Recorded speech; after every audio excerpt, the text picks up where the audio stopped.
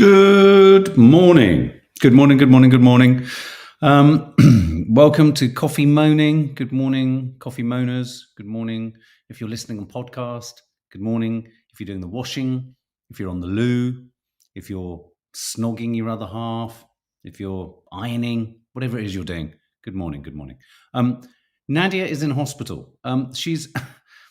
And don't panic, it was a scheduled trip, but it's taking longer than we were expecting. This is a follow-up. This is a follow-up check on her eye. I don't know if you remember, there was the much delayed reporting of the story of her eye. She had that sudden sort of blurriness in front of one of her, well, she felt it was in front of one of her eyes. And so she had, excuse me, she has nothing serious. They've checked for dubious kind of shadows, tumors, all this kind of stuff. Nothing there, but they are checking. They're wanting to check that the sort of the blurry kind of seepage, I think is the way to describe it. Blurry seepage that has happened at the back of the eye hasn't got any worse. So she's in there now. So send her all your hugs and all your love. I will send her all your love and hugs. And she says, and I say, to say thank you so much to all of those of you who have already donated for the Medical Aid for Palestine walk charity sort of fundraiser. So thank you so much. She's struggling at the classic Nads. She's struggling in the setting it up. She's struggling to find where she can reply and also where she can update the number of kilometers. I went on the link and I said to her, I said, Nads, I said, well, come on, you've got to pump in what we've done. She said, I can't work it out. so anyway, but she says a huge thank you. I say a huge thank you. It's incredibly kind of you. We'll pop and it doesn't have to be much at all. And Lior, if you're in the room, Lior, I'm struggling to find your link. It's not in your Instagram profile. So maybe, Lior, if you could send me the link, that would be great. Who have we got in the room today? James McBeer. My honey will have ginger and lemon, a variety of chilies, and also going to make lemon and ginger chews. Fantastic, James McBeer. Is that for you? Or should we do that for Nads? Reese, thank you. How are you, matey? Morning, Mark. Wishing Nads a speedy recovery. As it's your birthday today. Would you do me the kind of... Reese! And Nads isn't here. I know she'd love to... Happy birthday to you. Happy birthday to you. Happy birthday, dear Reese, Reese, Reese, Reese. Happy birthday to you. There you go. I hope that makes your day even more traumatic than perhaps it was already going to be. I hope you have a lovely one. And I'm struggling to see through my eyes at the moment. Bloody hell. So anyway, and I know Nads will want to send you a happy birthday later. So she isn't actually too far away. She's had to go into the Moorfields Eye Hospital. So she's having her eye checked in. Lots of people wishing you happy birthday, Reese. Good on you. Teresa, happy birthday to you. Happy birthday to you. Happy birthday, Miss Teresa. Happy birthday to you. There you go, Teresa. Zoe, Nads is okay. She's fine. She's in fine fettle. I have a message here saying, I'm not going to send everyone my love. I'm having to do this now. We were going to do this later when she was back, but I've got to head off too. So she's send them all my love. Please thank everyone for the donations. Sorry, I can't work out how to bloody answer people at the moment. So there we go. So let's crack on. I haven't got long. So everyone, how are we? I hope you're all well. First thing I want to talk about, there's a number of things I want to talk about, and I've got some very strong opinions on this. The first thing I think we should mention is the tragic news that's breaking through, or has broken this morning, of the former Strictly star. I'm not a Strictly Come Dancing aficionado, or I'm not too privy to the names of people. But this is the story of Robin, or Bobby Windsor, who it's being reported has tragically died at the age of 44. He danced with Patsy Kensit, Alison Hammond, Susanna Reid, which would make sense. Susanna Reid, very, very sad and upset this morning on Good Morning Britain about this news. He also danced with Lisa Riley, Deborah Meaden as well. Let me pop up I have got a photo here. There he is with Deborah Meaden. No, I don't think any news has been given as yet as to, I mean, it feels morbid, but it isn't necessarily always morbid, because I think in a desire to know what perhaps has happened, I think for those closest, I'm not talking about for the press or the media, but I think then there's a sort of a comprehension of how sensitively everyone can, what sort of sensitivities one needs to engage in around the family. So I don't necessarily know if there's any discussion of anything untoward, but I mean, clearly at the age of 44, his death was announced on his official Facebook page, Burn the Floor. They said on there that he would leave a void in our hearts. The statement read, the Burn the Floor family has lost one of its founding members, Robin Bobby Windsor, who's tragically passed away. A journeyman, he danced with us for 20 years, including Broadway, the West End, and all our crazy adventures around the world. It went on to say his talent, attitude, energy, and personality helped create the Burn the Floor stage reputation. He leaves a void in our hearts that will never be filled, yet our wonderful memories will stay forever. His agent, Cisco Entertainment, posted a statement saying, praising his vibrant spirit, infectious energy and warmth, and said, it's with a heavy heart that we announce the tragic passing of our beloved friend, Robin Windsor. Again,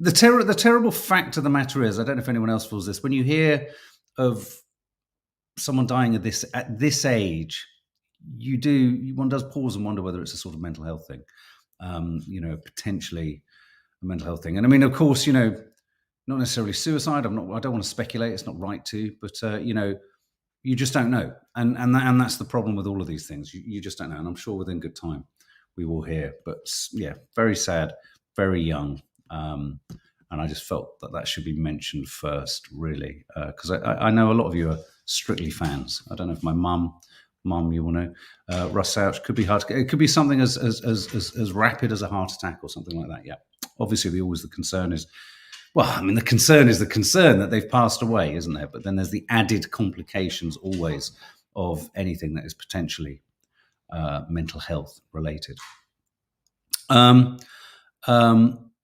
So I want to talk about, I'm afraid, but I think it's important too, because not many other people are.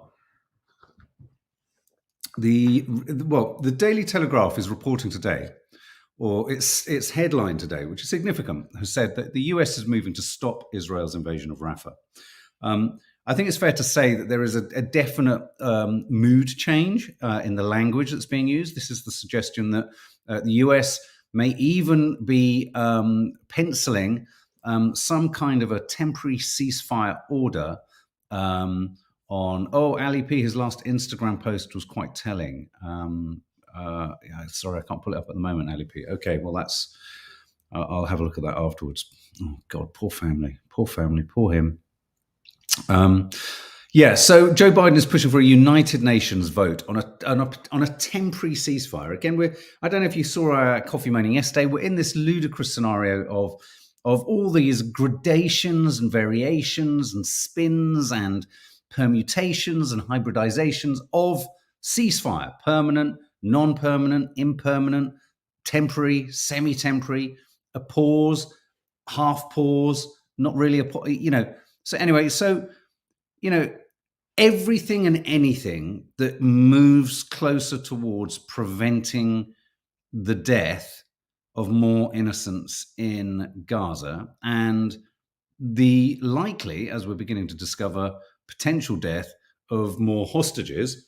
And let's not forget, we'll talk about the hostages and the innocents, but I mean, there is a huge imbalance that has been struck subsequent to October the 7th, which doesn't remove from the intensity of what's going on for those hostages and their families at all. But that's become a fixed dilemma that's, in a sense, entrenched and made more difficult by the inflexibility and intransigence of the Israeli government. So, any move towards anything that leads to a cessation of hostilities has got to be good. I do worry that within all of this, there is a lot of people on social media, a lot of polls, a lot of phone-ins on the radio that I've been listening to. I mean, it seems, and it strikes me, and I want to know what you think, guys, that the vast majority of people say around Keir Starmer, tiptoeing closer to the potential of some kind of ceasefire. I mean, the thing is, they've always been saying things. He's always said sustainable ceasefire. We have to. We all want. Everyone wants a ceasefire. I think splitting hairs around what a ceasefire is a fraudulent kind of complicating of the dilemma. Any ceasefire requires both sides. Well, okay, here's a couple of things. Any ceasefire needs to demand of the two people fighting against each other. And I think some people would like to say, there are two things at work here. There is an occupation, which is a fact, but there is also a conflict, and there is armed resistance happening from Hamas, and there is, aggression and control happening from Israel. So there is also a war there. So there's an occupation and there's a war. I know a lot of people get quite hung up on that. It's not this or it's not that. It's both. It's both. It's an occupation and a war. And I think a ceasefire, any calling for any ceasefire, it is all diplomatic language, but people see through this diplomatic language. There's diplomatic language, Siobhan and Jordan, you're absolutely right, which is for the sake of diplomacy. And, we talked, Nadia mentioned it yesterday, one does sometimes have to tread in an indirect manner towards your goal. I mean, there is a wonderful quote. Let me just take a sip whilst I remember it. Sometimes the slowest route to your destination can be the fastest, or sometimes the fastest route to your destination is the slowest. I.e., sometimes you need to go slow to get to the right place. Now, that would be a strong argument if we weren't looking at an incoming, because we're not only dealing with the daily death toll, we are dealing with an increase in hunger, famine, and the longer that these, civilians have to spend not being able to rebuild anything, and they've got nothing to rebuild anything with, so it will have to be a collective of Arab nations and presumably Western money. If this is turned into a money-making venture, then I hope that civilization entirely goes to hell in a handcart. If it never ceases to amaze me that the financial back end of the worst tragedy, it can even be considered. So anyway, it's just like fucking hell. Someone somewhere in the world will be carving up the land, working out how to monetize it. No calling of a. So yes, there's diplomatic language. One has to take the slower route. The longer route sometimes is the quickest way to get there.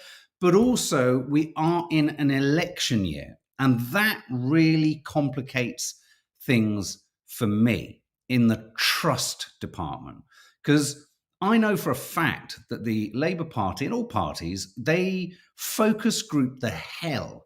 When they do studies, they check, they go, how many people will vote for us if we say this? What if we use this word? What if we say this word? And I hate and I despise, and I think the vast majority of the voting public have had enough of that political flip-flopping, cautious, kind of meaningless kind of politics speak, which I worry is creeping into this. So really, for me, the proof in the pudding will be tomorrow. Lior, could you please send to me on Instagram a direct link to your fundraising page? I can't seem to click on it. But yeah, well done you. Well done. I can see that you've raised some money already for your stride for Gaza. So what do you think, guys? Do you think, on the one hand, you want to step towards anything that kind of stops the violence, but on the other, the worry is that baked into them stepping in the right direction is just simply saving their political future, conning the electorate, pretending they were on the right side all along. I mean, I'm not a believer in, if someone changes policy, just sitting there going, yeah, but you didn't. Well, no, we did. And I've said it many times. We can't, too little, too late is a phrase, and it's important, and it will be. It doesn't mean that what little comes too late, you ignore or stop. That's the big mistake of just saying too little, too late is all and everything. You take what you can get. We have to, because it's that urgent a situation. But if the West now wonders why they have an intransigent, spoilt, irrational, essentially rogue leader of Israel, essentially now, who feels like a loose cannon, I can only hope that what is his response going to be if they're all pussyfooting around what words they use to keep the most annoying, aggravating, and disturbing teenager or adolescent in the group happy. It still ain't going to work well. It still is not going to. This is not going to run in the right direction. Erin Bullimore, you ask too much politicians, Mark. Politics in this country has been more of a game than anything else for decades. Politicians just want to win and enforce their own agendas. This isn't new to me, Erin. Sorry if I made you think that. And it's not new. I just think more and more people need to hear it. More and more people need to know that it is a game. And I think too many people trust, because a lot of people are actually kind people, and people trust that these people in positions of authority are taking their responsibilities seriously. I know it's a game. I mean, look at it. I mean, but if you sit here saying, actually, we haven't been democratic almost since World War II at all, ever before World War, we don't live in it. We've not lived, we're democratic comparatively, but actually not really in terms of the electoral system. Yes, in terms of our values, in terms of the tolerances, in terms of our, but in terms of and a strong argument would be that it's not because the electoral system is now no longer expressing the will of the people. And what you don't want is through a feeling of inexpressibility from government that has often been said, there's a lurch to the right and a lurch to the left, because it always happens. The only way it's a bit like a blister. And it's getting bigger and bigger and bigger, or a pus-filled, blister, boil, and it's getting bigger and bigger and bigger. And the only thing that I genuinely believe will sort that out is if you immediately create a totally fair electoral system, because you take the heat out of extreme politics. It doesn't mean that those extreme views don't exist. But in a democracy, allegedly your democracy says you can contend with that, because democratically you can argue with it. But we don't actually have a choice. We don't actually have a choice, not when the two parties are so closely aligned on so many things. So I just, what am I trying to say? I think the proof is going to be in the pudding. Let's see what the sort of gyrations and gymnastics that are done, around the vote on Wednesday. Let's have a look at this. Capture life each day. When I was a history teacher, we did coursework which argued political expediency is the main reason for policy decision. Simply caring about what means your party gets success, not what is best for. Absolutely. I mean, party politics, that's what it's called. And I get it. We get it. But a lot of people don't. And a lot of people want to not have to engage with that, because there's a feeling of insurmountability. It's like, what can we do about it? And that's where I genuinely believe, unfortunately, how do you push back against this system? By voting into it? It doesn't work. Steph Memhave, sorry for Memhave. That's what it's like in Denmark with proportional representation, where all views are represented, even ones that we don't agree with. It's important to listen to all views. Absolutely. One of the problems with extremism, and this is why Hamas has developed into an extremist, Western-identified terrorist organization. If you prevent the ability to express yourself or be free in your opinions or your life, more extremely in Gaza, to run, to be in control of your destiny as a people, if you close down the ability to express yourselves, that leads to an increase in extremist opinion.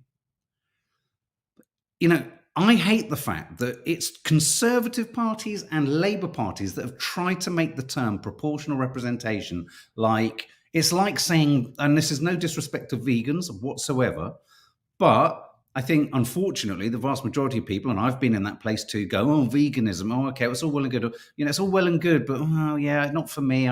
It's an ideal, but it's not realistic. Whenever PR is mentioned, and they're only people in two parties for whom this system serves. Chris White never wanted proportional representation in the UK, but the polarization of politics makes it essential now. I think it does make it essential now. I think it's a little bit like, so let's say even an extreme right-wing party, led by Farage, is given zero expression, and they get more and more intense, and they can mobilize more and more support because they feel that they're not heard and that are not allowed to be heard. But if you in PR, oh God almighty, how horrific. Yes, we do get 2 MPs that represent that opinion, but that will lance the boil a little bit.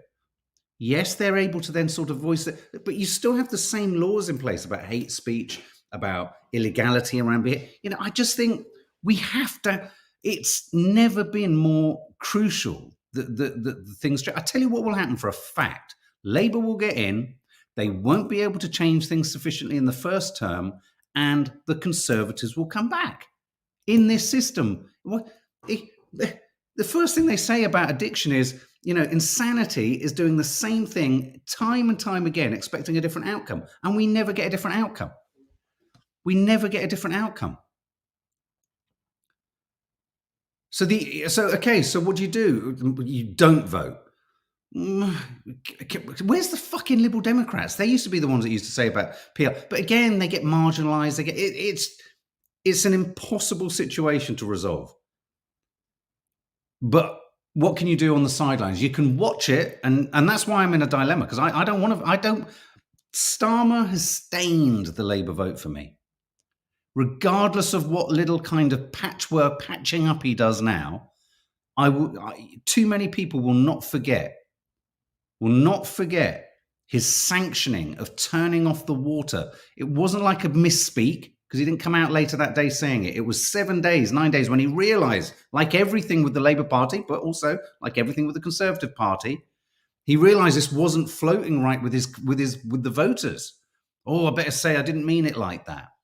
That's the only reason he rode back on it, and the only reason he's now getting the fucking thesaurus out and looking at every other single fucking word he can put in front of the word ceasefire is so that he can, when push comes to shove, and when we're all on the other side of this so-called history wall, where we all go the right side of history, the wrong side of history, he can go, well, I was always saying the word ceasefire. Yeah, you were saying it alongside a whole bunch of other stupid words like conditional, impermanent, permanent, semi-permanent, semi-temporary, semi-detached, semi-permeable. What?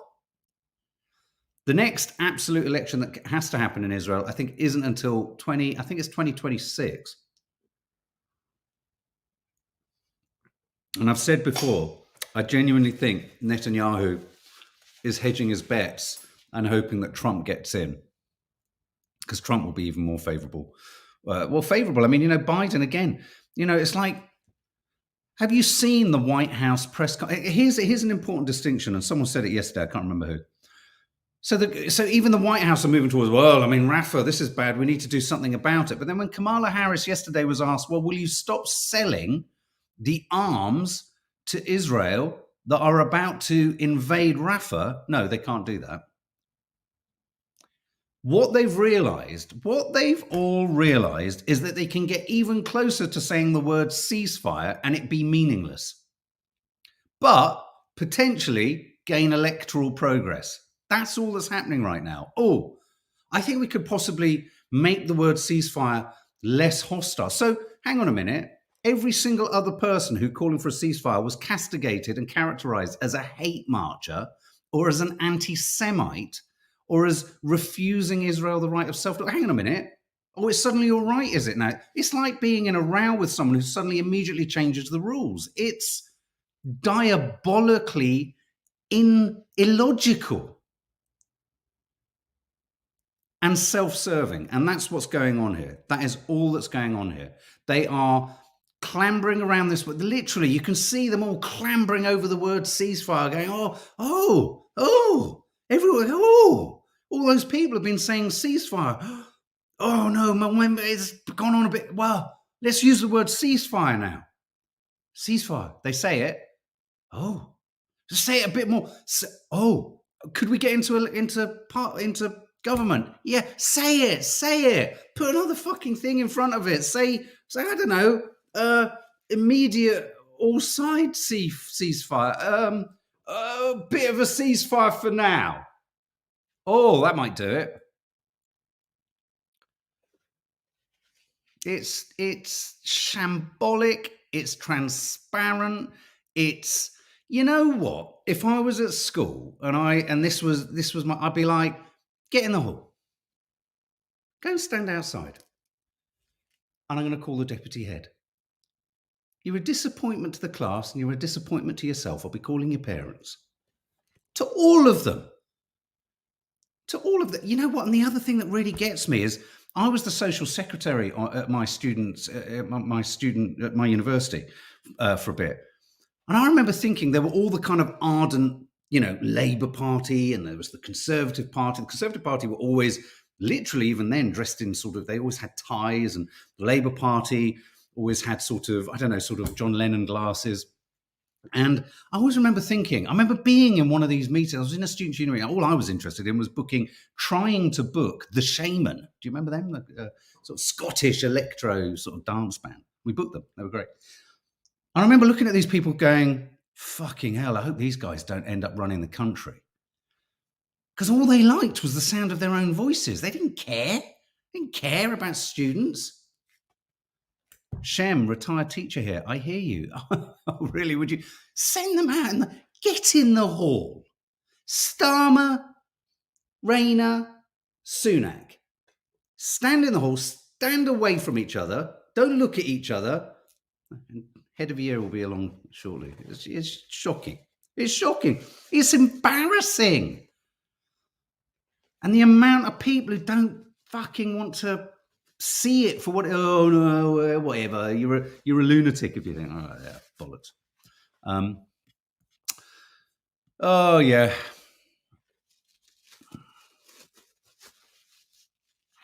It's disappointing. Anyway, two other things that I want to home in on, because I think these are troubling. Amy Winehouse's statue. I just want to pull up. Just 1 second. I just want to pull up. This is Amy Winehouse's statue.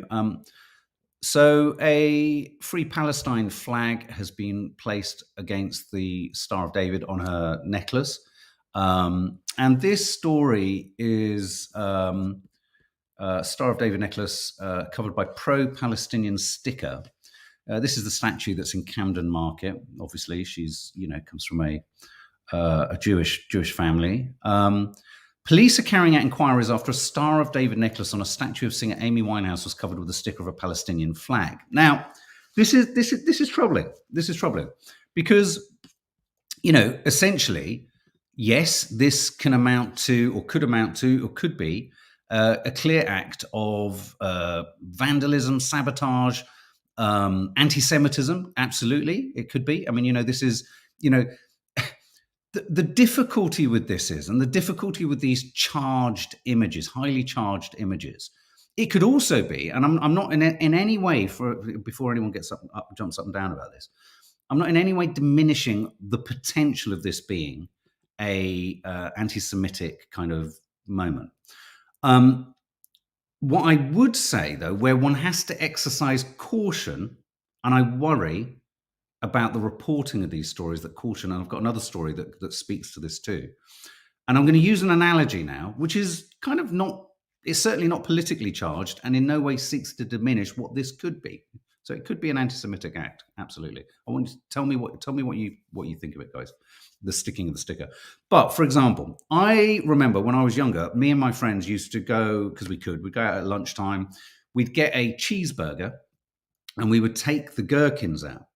And we would throw the gherkins at posters at Kensington and Chelsea Town Hall. And we would throw them in such a way that they would land on the top lip of, a face that was in a poster.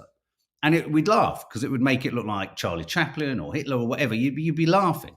It was stupid childhood nonsense.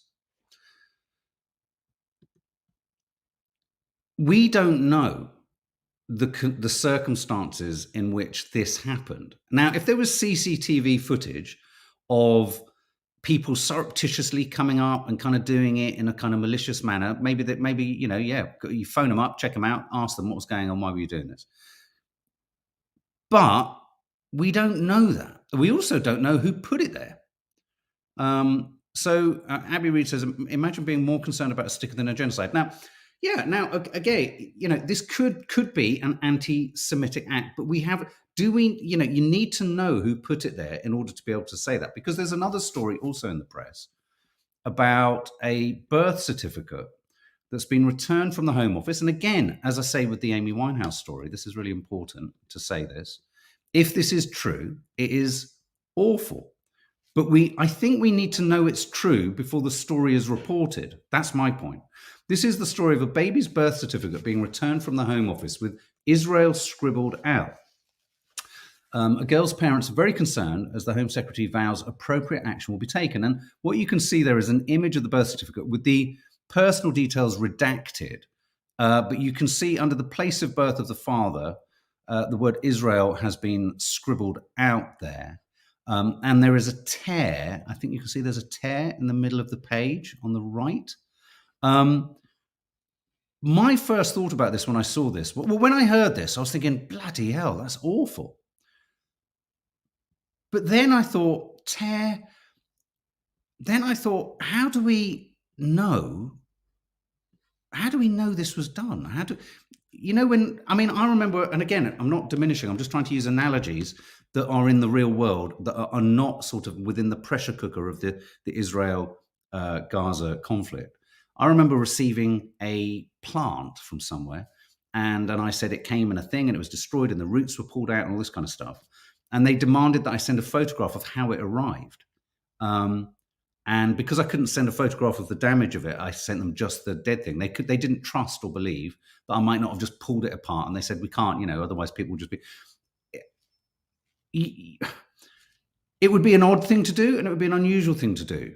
But it's not an impossible thing to do to heighten conflict, to suggest that, could this have been torn? Could this be, So look, my point is, I don't think these stories being reported like this, when they're like now, if it was a Nazi signal on the Amy Winehouse thing, I would absolutely understand that is a clear, a free Palestine. Some Burke or twerp may well have done that. Some Burke, absolute thoughtless Burke, and it's insensitive and it's silly. But also, someone else might have put it there just to cause a problem. And I don't think these stories should be reported. What do you think, guys? Is there enough evidence in either of these to run with the idea that, extreme anti-Semitism is at work? I think it almost diminishes, when you see the appalling kind of, disfiguring of the fronts of shops and houses and schools, and that is just outrageous. But these, I'm reporting the fact that I think I think this is dubious. And I think when you get these stories, what I'm trying to draw attention to, Karen, is that you need to kind of pause and take stock and not just gobble up what you see. Because even I saw these and went, oh, and then I thought, well, hang on a minute. We don't know for certain that either of these things happened in the way that they say they happened.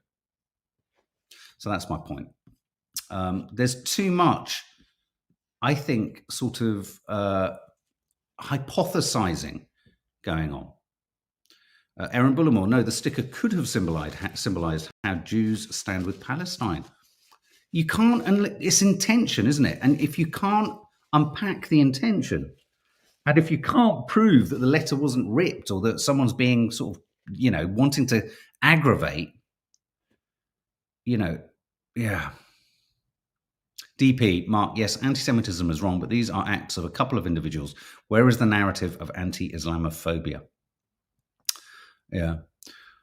Grace Ann Martin, where have you gone? When you think what's going on in comparison, it feels like trying to invite bad feelings, just like the reporting they do concerning the peaceful protests. Not one story about, these two stories are potentially signs of something wrong, but they're not guaranteed signs of something wrong. Whereas a child was shot in a crowd trying to get aid and food in Rafah by the Israelis. But that gets no coverage. It does strike me as odd. MeTube, some of these stories are put out simply to keep the division going. And going back to Karen saying, you're reporting them, I'm not saying you were saying it in a sort of, but what I'm saying is, yeah, the reason I'm doing them is so that we can talk about the fact that stories like this, rather than just reading it and going, oh yeah, that's wrong. Oh, no. These stories are being, it's a manipulation of conflict between the two sides. Okay. Just quickly. Oh, I've run over. I've got to go quite quickly. I wanted to talk briefly about Philip Schofield's gagging order. I find it staggering. Is he going to be in? Is the talk that he's going to be in Celebrity Big Brother? Is this gagging order so that he can relaunch his career without any fear and any worry that anything could come up? It's a 6-figure deal. You know, I thought we were all told that it was an important defining feature that there was no NDA before, but now there was an NDA after the event. So that's all strange. And poor old Madonna has taken a fall. Oh, and also at the BAFTAs, a YouTube prankster managed to get in the back of shot. He's not part of the film at all. He's a YouTuber who just managed to get himself on stage. Slightly worrying. And here's just some footage without sound of Madonna on stage having a bit of a mishap. It's like, oh, unfortunately they popped their headline over it as it happened. But I mean, there's Madge, bless her. I think she dealt with it. I think she, you know, as family, we love pratfalls. I fell over the other day. Everyone was roaring with laughter at me. She gets back up and she carries on. Apparently she did over Christmas. Previously, she had a Santa Claus in her dance outfit who fell over too. So there we go. Let me remove that. So Philip Schofield, and that is it, guys. Have a lovely day. Something will be landing later on in the day. I can't remember what. I will send all of your love to Nads. She sends all of her love to you. And if you haven't, go and check out mine and Lee's natter about the film All of Us Strangers. It was really, really nice. Really nice to chat with him about movies. Not just cocktails, but movies. Anyway, guys, have a lovely day. See you anon.